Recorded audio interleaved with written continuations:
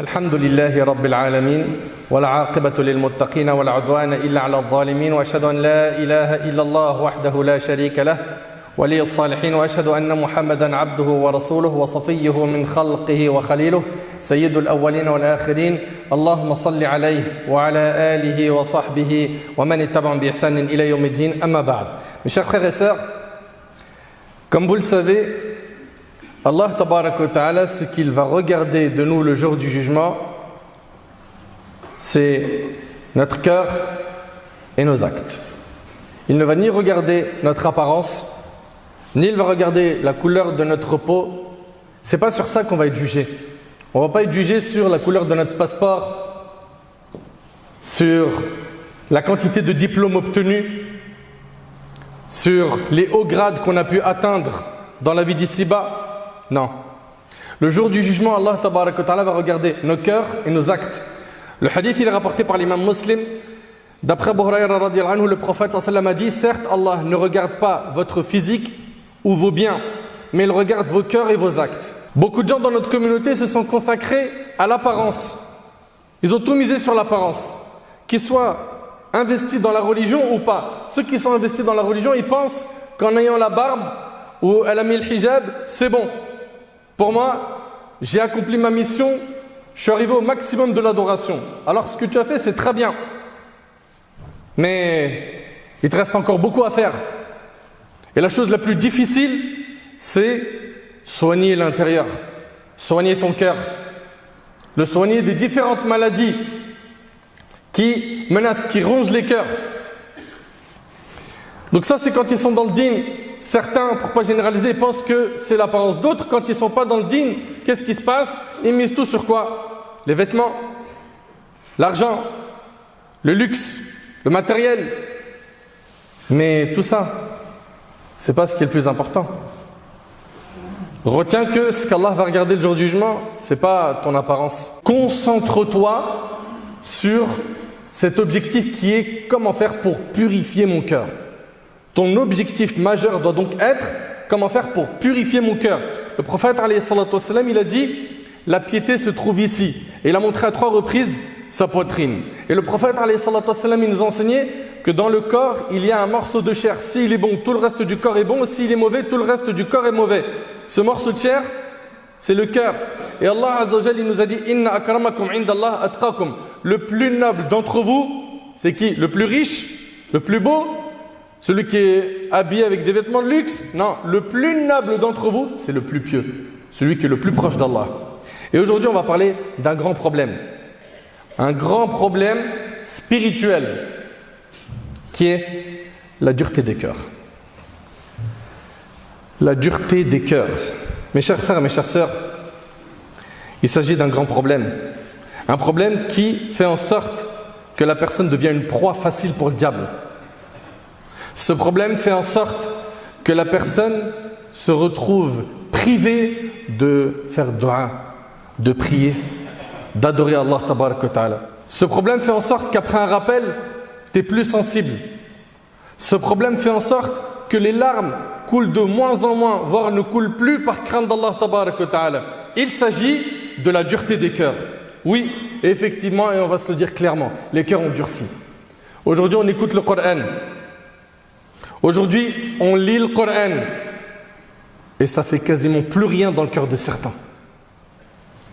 Aujourd'hui, on entend, subhanallah, des versets qui nous rappellent le jour du jugement. On a des sourates qui s'appellent comment? Al-Qari'a, Al-Zalzala, subhanallah, Al-Haqqa, le fracas, celle qui montre la vérité, la secousse. Allah Ta'ala nous dit dans le Coran: le jour où l'homme s'enfuira de son frère, Yawma yafirru al-mar'u min akhihi.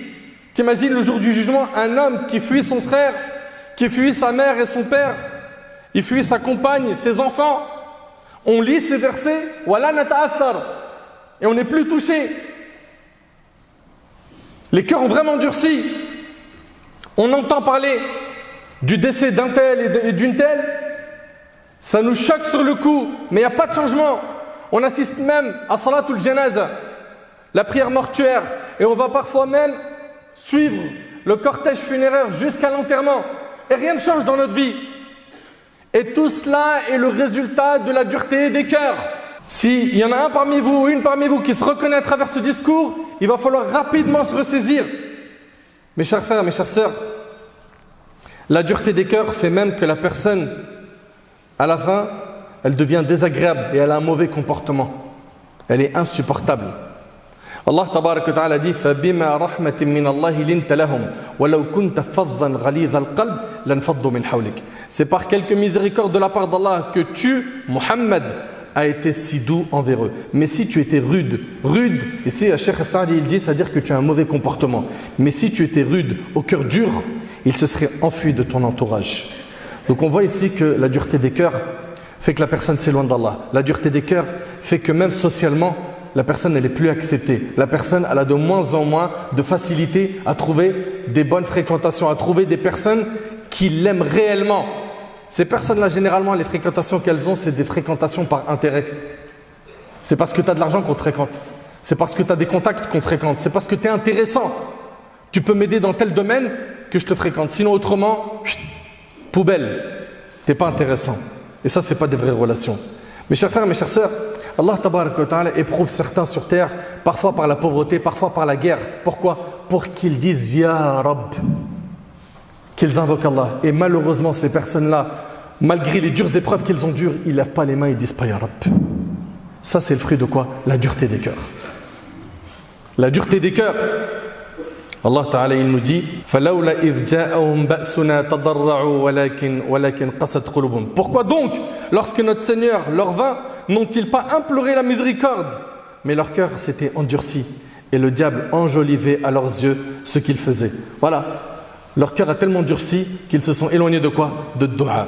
Beaucoup de gens ont dans leur esprit que la dureté du cœur amène les péchés. Mais ce que tu oublies, mon frère ainsi que toi, ma sœur, c'est que la dureté du cœur, c'est le résultat de tes péchés. C'est une punition divine. Les gens ne réalisent pas. Subhanallah, il est loin d'Allah. Elle est loin d'Allah. Ils sont insensibles au rappel. Tu lui parles, tu lui dis, mon frère, ma sœur, regarde les péchés dans lesquels tu es tombé. C'est grave. Et lui, il est choqué, il ne comprend pas. Vous n'avez pas le même réseau, il t'écoute mais il ne comprend rien. Pourquoi? Le cœur est scellé. À cause de quoi? À cause des péchés. Et ça, c'est la principale cause qui a fait que les gens se sont éloignés d'Allah. La principale cause du durcissement des cœurs, c'est quoi? C'est le fait que la personne a multiplié les péchés. Allah tabaraka wa ta'ala, il nous dit فَبِمَا نَقْدِهِمْ مِيثَاقَهُمْ لَعَنَّاهُمْ وَجَعَلْنَا قُلُوبَهُمْ قَاسِيَةً. Et puis, à cause de leur violation de l'engagement, donc la désobéissance, nous les avons maudits et endurci leur cœur. Comprends donc que ce durcissement du cœur, c'est le résultat de quoi? De tous ces péchés que tu fais. Toi, tu ne comprends pas pourquoi est-ce que tu n'arrives plus à faire salat. Tu n'arrives pas à comprendre pourquoi tu ne te réveilles plus pour le fajr. Tu n'arrives pas à comprendre pourquoi tu ne lis plus le Coran comme avant. Tu n'arrives pas à comprendre pourquoi tu n'as plus cette foi solide que tu avais à l'époque. Parce que tu as trop fait de péchés. Trop. Et en faisant ces péchés, tu t'es trop éloigné d'Allah, tu as durci ton cœur au point où tu t'es éloigné d'Allah et tu t'es rapproché du diable. Ils sont trop nombreux dans notre communauté à suivre leur passion et à s'écarter des commandements d'Allah et du prophète alayhi salatu wassalam. Ils suivent leur passion. Allah tabarak wa ta'ala nous dit afara'ayta man ittakhadha ilahahu hawah wa adallahu Allahu ala ilm wa khatama ala sam'ihi wa qalbihi wa ja'ala ala basarihi ghishawa faman yahdihi min ba'di Allahi afala tadhakkarun. Vois-tu celui qui prend sa passion pour sa propre divinité? C'est-à-dire quoi? Sa passion, elle lui demande de faire ou de ne pas faire, il exécute. Et lui, pour lui, satisfaire Allah, c'est devenu le dernier de ses soucis. Et vois-tu celui qui prend sa passion pour sa propre divinité? Et Allah l'égare sciemment et scelle son ouïe et son cœur et étend un voile sur sa vue. Qui donc peut le guider après Allah? Ne vous rappelez-vous donc pas? Mes chers frères, mes chères sœurs, on parle d'un danger ici qui est terrible. La dureté du cœur. T'imagines que ça peut te faire perdre sur deux tableaux, ici-bas et dans l'au-delà? As-tu oublié que tu as été créé par Allah tabaraka wa ta'ala uniquement pour l'adorer? C'est l'objectif principal de toute l'humanité. C'est qu'on adore Allah tabaraka wa ta'ala, qu'on réussisse cet examen, qui est ce passage sur terre. Et toi, les commandements d'Allah, les versets, les hadiths, tu les as balayés d'un revers de main? T'en veux plus? Pourquoi cet orgueil? As-tu oublié qu'après la mort, il y a un paradis éternel? As-tu oublié qu'après la mort, on a un rendez-vous avec Allah subhanahu wa ta'ala où tu vas comparaître, tu seras jugé avec les actions que tu as fait jusqu'à maintenant? Tu es prêt à rencontrer Allah? T'en es satisfait? Là, si tu meurs là tout de suite, que l'ange de la mort vient prendre l'âme de l'un d'entre nous, pour toi c'est bon? T'es bien? T'es prêt à rencontrer Allah? Allah tabarak wa ta'ala, il a dit Alam ya'nini alladhina amanu an takhsha'a qulubuhum li dhikrillah. Le moment n'est-il pas venu pour ceux qui ont cru que leur cœur s'humilie à l'évocation d'Allah et devant ce qui est descendu de la vérité, à savoir le Coran? Quand est-ce qu'on va revenir vers Allah subhanahu wa ta'ala? Quand on voit des gens autour de nous mourir, on voit des gens se repentir, on voit des gens faire des accidents et être privés de quoi? De certains membres de leur corps, ils ne peuvent plus les utiliser comme avant. On voit autour de nous pas mal de choses. Mais on ne se réveille pas. Qu'Allah subhanahu wa ta'ala il améliore notre situation. Mes chers frères, mes chères sœurs, dans un hadith rapporté par Muslim, le prophète sallallahu alayhi wa sallam a dit: les troubles assaillent successivement les cœurs comme les fils du paillasson. Écoutez bien, les troubles assaillent successivement les cœurs comme les fils du paillasson, les uns après les autres. Chaque cœur qui absorbe ces troubles sera taché de taches noires, et chaque cœur qui les rejette sera taché de taches blanches, jusqu'à ce que les cœurs deviennent de deux sortes. Un cœur obscur qui ne connaît aucun bien et ne rejette aucun mal, car il ne réagit qu'à ses désirs. Allahu Akbar. T'entends? Un cœur obscur qui ne connaît aucun bien et ne rejette aucun mal, car il ne réagit qu'à ses désirs. Et un cœur blanc qu'aucun trouble n'atteindra préjudiciablement tant que les cieux et la terre persisteront. Ça, c'est les cœurs bien entretenus, qu'Allah subhanahu wa ta'ala nous accorde ce type de cœur. Sache que quand tu fais un péché en amène un autre. Quand tu fais un péché en amène un autre, jusqu'à ce que tu arrives à un stade où ton cœur il devient sombre, ténébreux. Parce que quand tu fais un péché, il y a un point noir qui s'inscrit dans ton cœur. Tu demandes pardon, ce point noir il part. Mais si tu ne demandes pas pardon à Allah subhanahu wa ta'ala, eh ben, ça devient un deuxième point noir, un troisième point noir, un quatrième point noir, jusqu'à ce que ton cœur il devient quoi? Entaché, puis après il devient même quoi? Rouillé. Allah ta'ala il dit Kalla bal rana ala qulubihim ma kanu yaksibun. Pas du tout, mais ce qu'ils ont accompli couvre leur cœur. Ça, c'est à cause des péchés. Et Allah subhanahu wa ta'ala a menacé les cœurs durs. Il a dit Azza wa Jal Fawailun lil qasiyati qulubuhum min dhikrillah ulaika fi dhalalin mubin. Malheur donc à ceux dont les cœurs sont endurcis contre le rappel d'Allah. Ceux-là sont dans un égarement évident. Mes frères, mes sœurs, je le répète, retenez bien ce point s'il vous plaît, barakallahu fikum. La dureté du cœur vient par la multiplication des péchés. La multiplication des péchés. Et rappelez-vous ce verset Alam ya'nini alladhina amanu an takhsha'a qulubuhum li dhikrillah wa ma nazala min al-haqq. Le moment n'est-il pas venu pour ceux qui ont cru que leur cœur s'humilie à l'évocation d'Allah et devant ce qui est descendu de la vérité, à savoir le Coran? Subhanallah. Passons maintenant au remède. Comment faire pour remédier à ce cœur qui est dur? Premièrement, par un repentir sincère. Il faut que tu te repentes sincèrement à Allah subhanahu wa ta'ala. Et s'il te plaît, mon frère ainsi que toi, ma soeur, ne remets pas ce repentir à plus tard. Ne remettons pas le repentir à plus tard. Il y en a trop qui procrastinent. C'est-à-dire quoi? J'ai le temps, je le ferai après. Pas maintenant. Je sais que ce que je fais, c'est de l'égarement et que c'est faux. Je sais que je n'ai pas à fréquenter cette fille. Je sais que je n'ai pas à toucher à cet argent sale. Je sais que cette fréquentation va me détruire. Mais pas maintenant. T'inquiète pas. Un jour, je vais me repentir, mon frère. Mais qui dit que ce jour va arriver? Peut-être tu vas mourir avant. Et est-ce que tu oublies que tu seras ressuscité de la même manière dont tu es mort? Sois donc prudent, mon frère. Sois prudente, ma soeur. Et ressaisis-toi rapidement. Rapidement. Repens-toi. Reviens vers Allah subhanahu wa ta'ala. Élimine ces péchés. Ça, c'est le premier effort à faire. Ton cœur, c'est un récipient. Ce cœur-là, il faut impérativement le laver pour pouvoir mettre la religion, c'est-à-dire du propre. Il est tellement entaché de péché, il est tellement sale ce récipient qu'il faut obligatoirement, d'abord dans un premier temps, que tu combats ces péchés. Tu vas devoir faire un effort.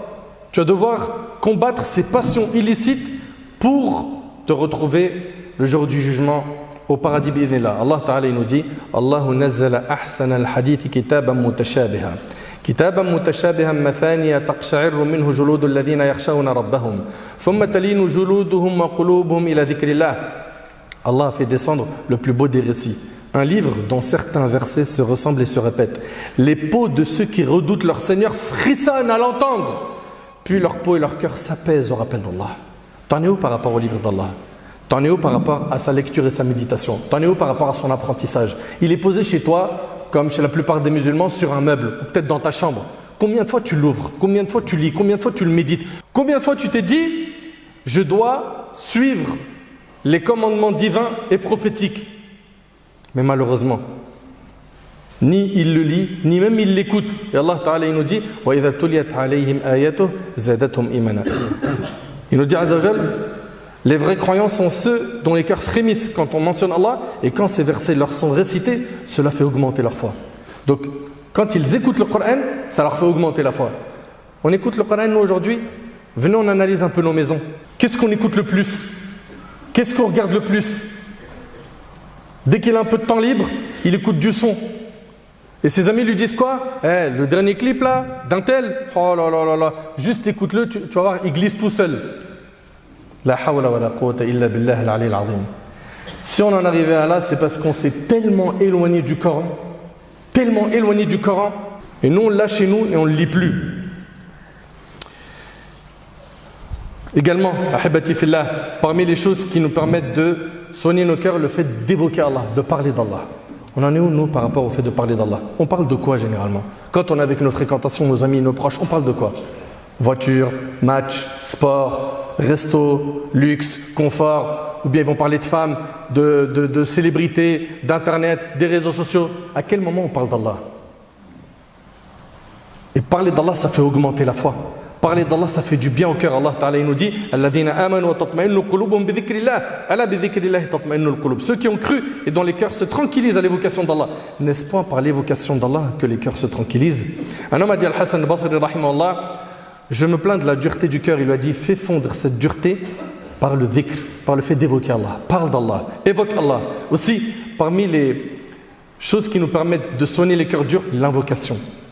Subhanallah, le prophète sallam, il demandait à Allah de lui accorder un cœur qui soit quoi? Plein de khushu', plein d'humilité pour Allah. Il demandait à Allah subhanahu wa ta'ala un cœur saint. Le prophète alayhi salatu wassalam, il demandait at-tuqa, n'est-ce pas? La piété. Et il multipliait les invocations pour qu'Allah raffermisse son cœur sur la religion. Parmi les remèdes au cœur dur, il y a aussi le fait de visiter les malades, le fait de visiter les tombes, le fait de penser qu'un jour tu seras sous terre. Parmi les remèdes, il y a également les aumônes. Le prophète alayhi salatu wassalam, il y a un homme qui s'est plaint auprès de lui de la dureté de son cœur. Il lui a dit, caresse la tête de l'orphelin et nourris le pauvre. Nourris le pauvre, le fait de faire donc des aumônes. Aussi, parmi les choses qui nous permettent d'avoir un cœur adouci, c'est le fait de méditer sur le sort de ceux qui ont un cœur dur dans le Coran et comment est-ce qu'ils ont fini. Comment est-ce qu'ils ont terminé. Garde en tête que rien n'est perdu, que tant qu'on est encore en vie, alhamdulillah, et qu'on invoque Allah et qu'on fait les causes, Allah subhanahu wa ta'ala peut nous guider et il peut changer tout le mode de vie d'égarement que certains ont adopté par le chemin de la guidée. Allah ta'ala a dit i'lamu anna Allah yuhyi al-ardha ba'da mawtiha qad bayyana lakum al-ayat la'allakum ta'qilun. Sachez qu'Allah redonne la vie à la terre une fois morte. Certes, nous avons exposé les preuves clairement afin que vous raisonniez. Également, la bonne fréquentation, et c'est le dernier point. Toi, tu veux changer, tu veux être quelqu'un de meilleur, mais regarde, tu fréquentes qui? Regarde, tu fréquentes qui? Tu fréquentes des gens, avec ce cercle, tu n'évolueras pas. Et ceux qui fréquentent personne, pareil, vous êtes en danger. Parce qu'il y en a qui vont me dire, moi je suis solitaire, je fréquente personne. Tu as besoin d'une bonne fréquentation. Ici, subhanallah, Allah tabarak wa ta'ala a parlé au meilleur des hommes. Le prophète il a dit وَاصْبِرْ نَفْسَكَ مَعَ الَّذِينَ يَدْعُونَ رَبَّهُمْ بِالْغَدَاةِ وَالْعَشِيِّ يُرِيدُونَ وَجْهَهُ وَلَا تَعْدُ عَيْنَاكَ عَنْهُمْ تُرِيدُ زِينَةَ الْحَيَاةِ الدُّنْيَا وَلَا تُطِعْ مَنْ أَغْفَلْنَا قَلْبَهُ عَنْ ذِكْرِنَا وَاتَّبَعَ هَوَاهُ وَكَانَ أَمْرُهُ فُرُطًا. Fais preuve de patience, dit Allah au prophète sallam, en restant avec ceux qui invoquent leur Seigneur matin et soir, désirant sa face. Yani, reste avec les compagnons, reste avec les pieux, reste avec ceux qui invoquent Allah. Ça, c'est un ordre donné au prophète sallam. Qu'en est-il de nous? Le prophète sallam, Allah, il lui demande de rester avec une bonne fréquentation. Mais qu'en est-il de nous, surtout à notre époque, où malheureusement il y en a plein qui appellent au haram, ils ne se comptent plus. Et surtout nos petits jeunes, collégiens, lycéens, tenez bon. Même si devant vous, vous avez des vagues de gens qui appellent à l'égarement, tenez à vos valeurs, tenez à vos principes, accrochez-vous. Ouais, mais on va se moquer de moi. Subhanallah. Mais la plus grande des fiertés, c'est que tu es musulman. La plus grande des fiertés, c'est que tu es attaché à ton dîn. La plus grande des fiertés, c'est que tu es soumis à Allah. Nage à contre-courant et demande à Allah la force et l'énergie et t'inquiète pas. Allah subhanahu wa ta'ala il te donnera cette force et bi'idhnillah il t'accordera une bonne fréquentation qui va te soutenir, qui va te soulager. Donc attention à la fréquentation. Beaucoup de parents ils nous appellent et nous disent mon fils, ma fille, je comprends plus, je sais plus ce qui se passe. La plupart de ces problèmes-là ils viennent de quoi? La mauvaise fréquentation. Un manque de surveillance et de vigilance de la part des parents. Je lui fais trop confiance. Résultat des comptes, voilà, on ramasse les pots cassés derrière. Ils sont hors contrôle à 15-16 ans. Pourquoi? Il y a eu trop de liberté, un excès de confiance. Soyez prudents, barakallahu fikum, vous en tant que parents. Et vous, mes petits frères, mes petites sœurs, craignez Allah et pensez aux conséquences des péchés. Regarde, dans 10 ans, tu te vois où? En continuant dans ce haram, tu te vois où dans 10 ans? Il est possible qu'en continuant sur ce chemin, tu finisses au habs, en prison. Il est possible qu'en finissant sur ce chemin, tu vas te retrouver avec un casier judiciaire, comme je parlais avec quelqu'un il y a une semaine. Il m'a dit, avec mon casier judiciaire aujourd'hui, j'ai du mal à trouver du travail. Je me suis repenti, mais j'ai du mal. Pense aux conséquences plus tard. Pense au malheur qui peut t'atteindre par la colère de tes parents, par le fait qu'ils sont en colère contre toi, ils sont mécontents de toi. Pense à tout cela et ressaisis-toi et fréquente des bonnes personnes. J'implore Allah Azza wa Jal de nous accorder la piété, la guider.